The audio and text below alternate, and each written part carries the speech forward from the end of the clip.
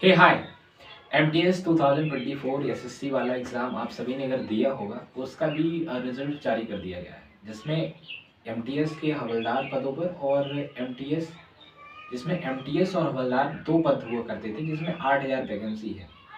आपका नाम आया है डीबीपीएसटी के लिए या नहीं आया है, बहुत सारे लोगों में कन्फ्यूज़न है। कन्फ्यूज़न ये है कि उन्होंने एमटीएस के लिए भरा था या फिर उन्होंने कांस्टेबल के लिए जो भी है उसके लिए भरा था।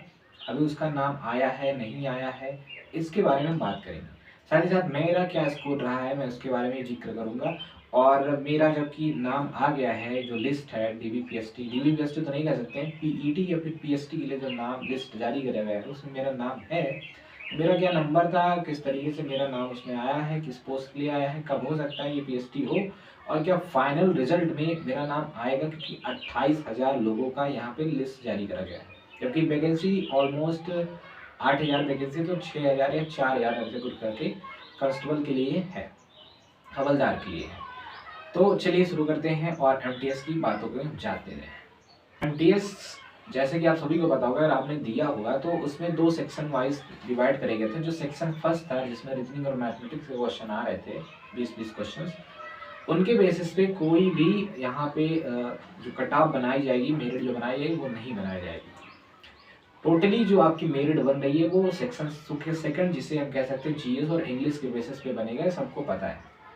तो उसमें जो कट ऑफ गया है, हालांकि मेरे केस में मेरा नाम तो आ गया है लिस्ट में, लेकिन मेरे केस में फाइनल रिजल्ट में नाम आएगा कि नहीं आएगा डाउट है। क्यों डाउट है? क्योंकि मैंने गलती करी है।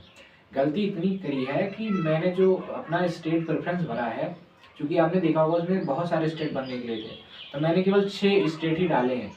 वो जैसे आपका यूपी हो गया है, लखनऊ हो गया है, बिहार हो गया है, मतलब आसपास के सराउंडिंग्स के जो हमारे जितने रीजन्स थे, चंडीगढ़ हो गया, दिल्ली हो गया, इन्हीं को मैंने प्रीफर करा है। और बाकी के जो लास्ट थे, चूंकि मुझे फॉर्म भरते टाइम मैंने खुद से फॉर्म भरा था, मुझे भरते टाइम पता नहीं था कि जो जो बचे हुए सेक्शन में अगर मैं यक्स लगा दूंगा, क्रॉस लगा दूंगा, तो उसमें मेरा जो अदर स्टेट्स हैं जहाँ पे कट ऑफ बहुत कम जाती है, जैसे आप बात करो, जैसे आपकी बात कर लो, केरला हो गई, तमिलनाडु हो गई, कर्नाटका हो गया, और बेंगलुरु हो गया, तिरुवनंतपुरम हो गया, इन सब में कट ऑफ, मेघालय हो गया, इन सब में कट ऑफ बहुत कम जाती है।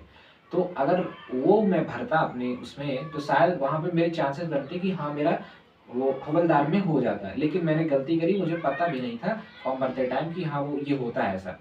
तो मैंने सबको कट कर दिया, केवल 5-6 प्रेफरेंस डाल के, जहाँ पे कट ऑफ बहुत ज़्यादा जाएगा, जैसे कि लखनऊ यूपी का बहुत ज़्यादा जाती है, दिल्ली में सबसे ज़्यादा कट ऑफ जाती है, चंडीगढ़ में जाती है सबसे ज़्यादा कट ऑफ, बिहार के स्टेट मैंने डाले हैं बहुत ज़्यादा जाती है। तो इन्हीं सबको मैंने डाला है, 5-6 मैंने प्रेफरेंस दिया, उसके बाद सबको कैंसिल कर दिया।